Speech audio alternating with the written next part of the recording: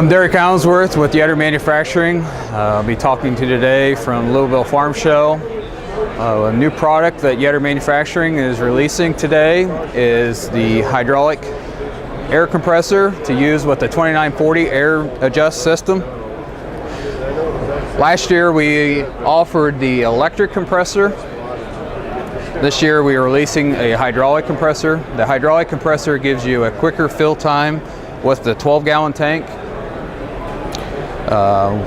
Capacity wise, as far as PSI, it turns on at 125, turns off at 145.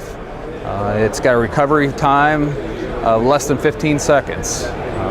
This is an essential part of the 2940 air system. This gives the air pressure up and down pressure to the air adjust row cleaners. Any further questions, please visit our website at www.yetterco.com. Thank you.